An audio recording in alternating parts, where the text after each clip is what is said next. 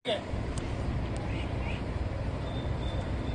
गोरक्षकों को रिहा करो, रिहा करो, रिहा करो, 14 गोरक्षकों को रिहा करो, रिहा करो, रिहा करो, 14 गोरक्षकों को रिहा करो, रिहा करो, रिहा करो, 14 गोरक्षकों को रिहा करो, रिहा करो, रिहा करो। गौ माता की जय, गौ माता की जय, गौ माता की जय। ये सभी उन हिंदू संगठनों के लिए आवाज है, ये सभी उन गोरक्षकों के लिए आवाज है। आज तो सिर्फ ये एक ट्रायल है 14 गोरक्षकों को जेल में डालने का ताउम्र के लिए। यदि आप लोगों ने पूरे देश में इस जज बेंच के खिलाफ विरोध नहीं किया तो आप ये यकीन कर लीजिए, लिख लीजिए, ये ट्रायल तुम सब पर पूरी जिंदगी के लिए हावी हो जाएगा और तुम सब पर बार बार अप्लाई किया जाएगा। गलत किया है, ये तरीका नहीं है। गोरक्षकों पर जांच ढंग से होनी चाहिए, उच्च न्यायालय में ये केस जाना चाहिए। जब तक उन गोरक्षकों को बाहर करना चाहिए, ताउम्र के लिए उन गोरक्षकों को जेल में नहीं डालना चाहिए। गोरक्षकों को रिहा करो, रिहा करो, रिहा करो, 14 गोरक्षकों को रिहा करो, रिहा करो, रिहा करो। गौ माता की जय, गौ माता की जय। हर हर महादेव। सभी अपना विरोध प्रदर्शन करें और गौ माता के लिए और गोरक्षकों के लिए रोड पर उतरे। सुदर्शन न्यूज का धन्यवाद जो हर बार गोरक्षकों के साथ खड़ी होती है।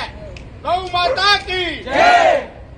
गो रक्षक के तौर पर किसी इंसान का अगर कत्ल कर दिया और उस जुर्म को दबाकर सिर्फ इस बात को हवा देना कि गोरक्षक को आजीवन कारावास हो गई।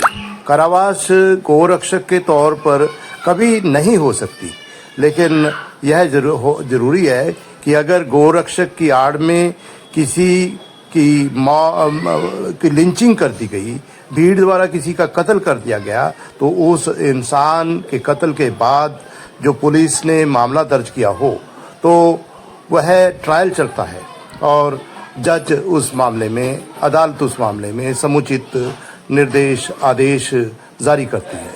लेकिन उसके बाद भी अगर कोई सिर्फ इस बात को हवा देने की कोशिश करे कि फैसला सुनाने वाले जो एक तरह से माननीय जज किसी विशेष समुदाय से है, किसी विशेष धर्म से है, तो यह तो एक तरह से जंगल राज को बढ़ावा देने की बात है। सरकार को चाहिए कि इस तरह की जो सोच है, विचार है, इस पर अंकुश लगाए ताकि देश में कानून का राज हो, ताकि देश में जो एक तरह से अदालतों का सम्मान बरकरार रहे। और साथ ही जो विरोधी पार्टी भी है, अगर उसको लगता है कि अदालत के फैसले में कहीं कुछ कमी है तो उसके पास अधिकार है, वह जो एक तरह से उच्चतम न्यायालय में अपनी अपील दाखिल कर सकते हैं।